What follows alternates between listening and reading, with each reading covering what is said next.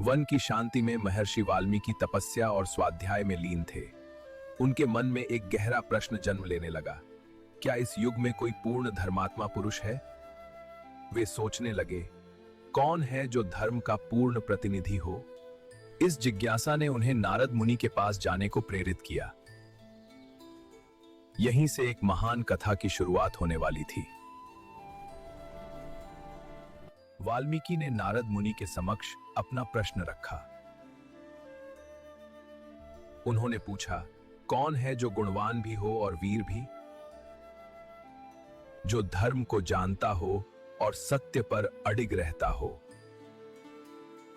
जो सभी प्राणियों का हितैषी हो और क्रोध पर विजय पा चुका हो, जिसे क्रोधित देखकर देवता भी भय मानते हों। वाल्मीकि के प्रश्न सुनकर त्रिलोकदर्शी नारद मुस्कुराए। उन्होंने कहा, ये सभी गुण दुर्लभ हैं, पर असंभव नहीं।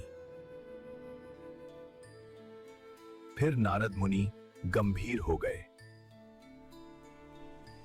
फिर नारद ने उस पुरुष का वर्णन आरंभ किया जो इन सब गुणों से युक्त है।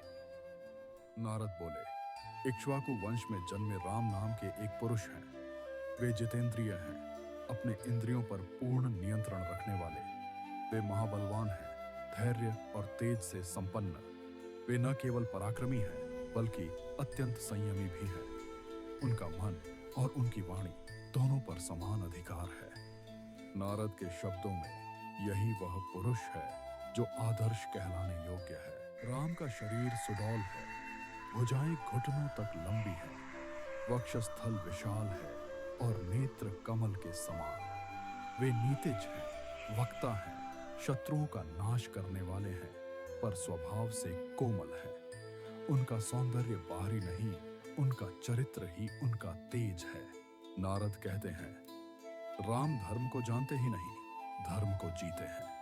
वे प्रजा के हित में लगे रहते हैं, सत्य के लिए किसी भी सीमा तक जा सकते हैं। वे क्षमा में पृथ्वी के समान हैं और क्रोध में कालाग्नि जैसे। यही संतुलन उन्हें सामान्य मनुष्य से अलग करता है। बल में वे विष्णु के समान हैं, त्याग में कुबेर जैसे और सत्य में धर्मराज के तुल्य। उनकी गंभीरता समुद्र जैसी है और धैर्य हिमालय के समान। ऐसा पुरुष स्वयं धर्म का सजीव स्वरूप है। नारद आगे कहते हैं, राजा दशरथ ने राम को युवराज बनाना चाहा, पर कैकेयी के वरदान ने इस निर्णय को पलट दिया। सत्य के बंधन में बंधे दशरथ ने राम को वनवास दिया और राम बिना शोक, बिना क्रोध, पिता के वचन को धर्म मानकर वन चले गए। लक्ष्मण और सीता राम के साथ वन गए। आगे का जीवन संघर्ष, त्याग, युद्ध और करुणा से भरा है। नारद कहते हैं, यही राम कथा है, पवित्र, पुण्यदायक और वेदों के समान। जो इसे सुनता है वह केवल कथा नहीं सुनता, वह धर्म को समझता है। यही प्रथम सर्ग पूर्ण होता है और यहीं से पूरी रामायण का द्वार खुलता है।